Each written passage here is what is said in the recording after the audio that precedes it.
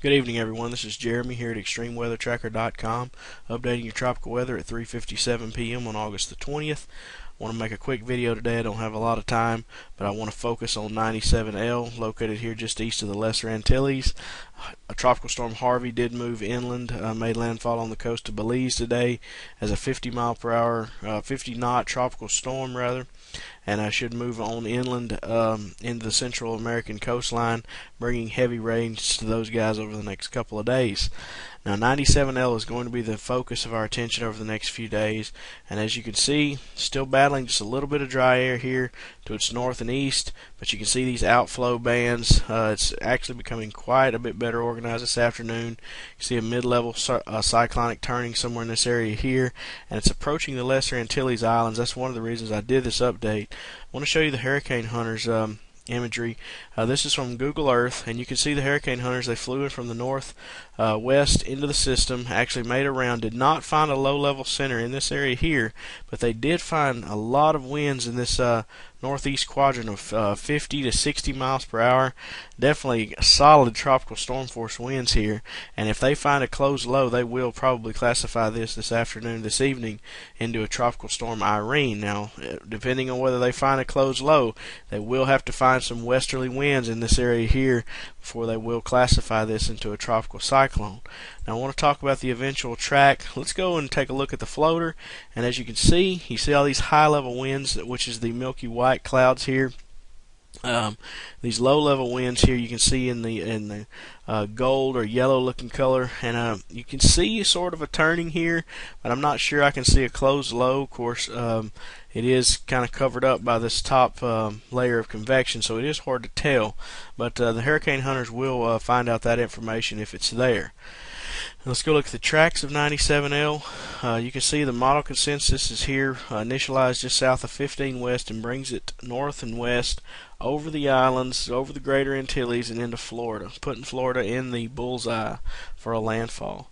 Now, what I want to talk about here is the Lesser Antilles should be prepared, especially the northern part of the Lesser Antilles should be prepared for tropical storm force winds later on tonight and tomorrow as 97L makes its way to the west-northwest. There are some very strong winds in this northeast quadrant, so they should be prepared. Also, Puerto Rico, you're next.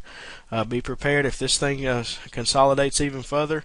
You could see tropical storm, possibly hurricane force winds as this makes its closest path to you.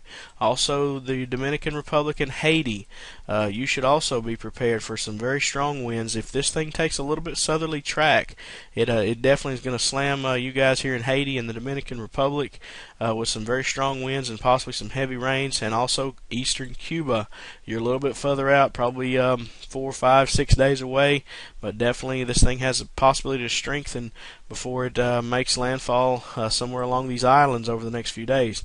Now, I want to talk about eventual track. The low-level center of circulation, where it forms, whether it be around 15 west, south of 15 west, or north of 15 west here, is going to be important in the eventual track of this system. We have the high-pressure system, the Texas High, going to be located over the Rockies, nosing in like this. We're going to have the Azores Bermuda High located like this, and we're going to have this break in between. Now, you can see the model tracks are picking up on this and actually bringing it into Florida. The consensus is somewhere in this area here late next week. Now, the latest UK Met run actually brings this in a more southerly direction and just brings it through the Yucatan Channel. Now, this is possibly the worst case scenario because it would avoid all contact with the islands, or to a larger degree, and it would strengthen significantly, possibly over that area. Now, I did notice in this dead area of the world that we talked about, where these trade winds are faster, I did notice that the trade winds in this area is fairly light, and so I believe this could have a possibility to intensify fairly rapidly, given the sea surface temperatures in this area is very warm, and also the tropical cyclone heat potential in this area of the world. We have a lot of hot, deep waters in here, so everyone in Florida should take notice of this. Everyone probably from the east of New Orleans all the way to the southeast coast of the United States should keep an eye on this. Texas, I believe, is in the clear meteorologically. It's really not feasible for this system to move directly toward Texas, there's a high pressure system located here. It will follow the periphery of this Azores Bermuda high and come in somewhere in this area, although I don't think the United States can avoid 97L at this point. I believe someone on the eastern coast here, southeast coast, will be affected by 97L. As to how strong it gets depends on how far it tracks over the islands or how far south or north it goes, but at this point the models are all bringing a very strong system into this area of the world, and even with the interaction with land, they're seeing a very strong system. And what this is telling us is that this pattern is setting up for very favorable conditions in this area of the world over the next few days.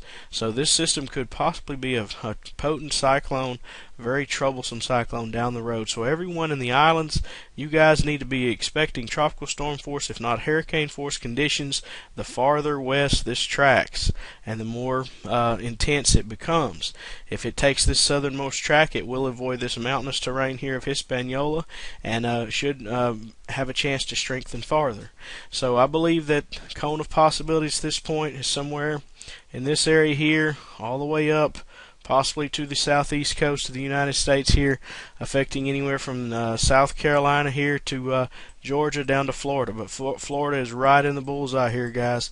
So you guys keep an eye on this. Everyone, especially in the islands, needs to have their hurricane preparations in place and find a good shelter. So once again, just wanted to make this quick video, and you guys stay safe. And this is Jeremy here at ExtremeWeatherTracker.com, and I'll see you guys all again soon. Thank you.